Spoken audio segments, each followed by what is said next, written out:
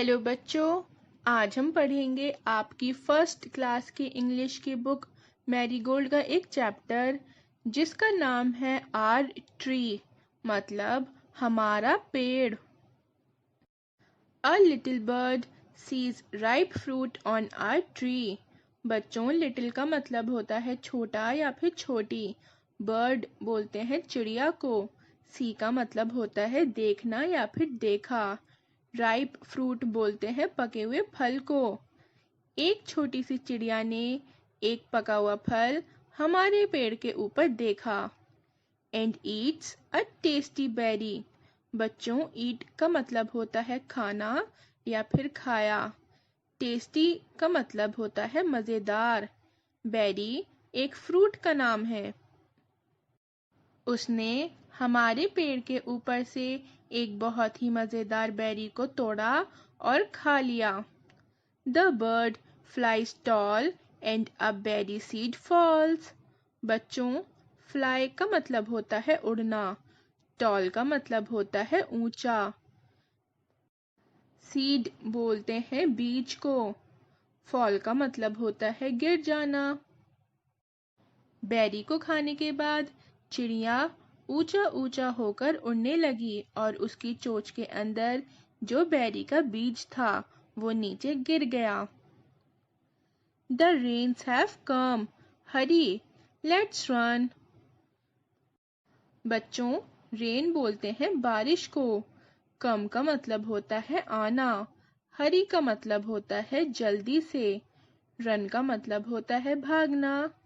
बारिश आ गई है, चलो जल्दी से भागो। Clouds, rain and sun, our plant is born a little one. Clouds बोलते हैं बादलों को। सन बोलते हैं सूरज को। बॉर्न का मतलब होता है पैदा होना। बच्चों, यहाँ पर आपको दो छोटे छोटे बच्चे नजर आ रहे होंगे।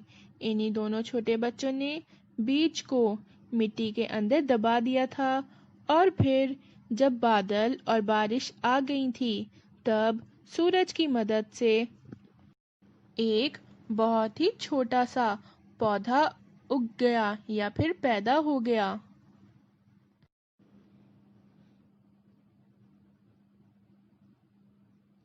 Now a tree with branches long. बच्चों, नाव का मतलब होता है अब। ब्रांचेस बोलते हैं शाखाओं को या फिर टहनियों को। लॉन्ग का मतलब होता है लंबा या फिर लंबी। अब पेड़ के ऊपर लंबी लंबी टहनियां थीं, मतलब लंबी लंबी शाखाएं थीं। Crows and bird song. बच्चों, क्रोज बोलते हैं कोए को। पेड़ के ऊपर बैठकर कोआ और चिड़िया गाना गाते थे या फिर गा रहे थे। Crawling ants and spiders web. Crawling का मतलब होता है रेंगना। आंट बोलते हैं चींटी को। स्पाइडर बोलते हैं मकड़ी को। वेब बोलते हैं जाले को। अब पेड़ के ऊपर रेंगती हुई चींटियां चल रही थी और मकड़ियों के जाले थे। Caterpillars with tiny legs. बच्चों, बटरफ्लाई का जो बेबी होता है उसको हम कैटरपिलर बोलते हैं।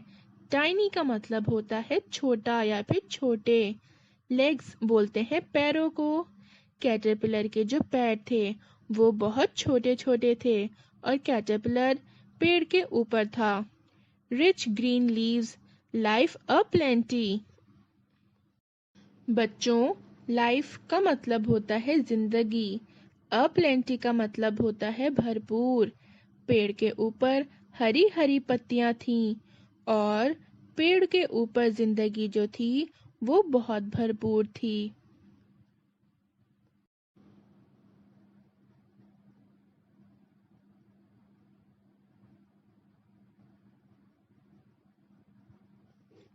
The tree has fruit, some big, some small. बच्चों, some का मतलब होता है कुछ, big का मतलब होता है बड़ा, small का मतलब होता है छोटा। पेड़ के ऊपर फल थे, कुछ बड़े थे और कुछ छोटे। Let us pluck them but do not fall।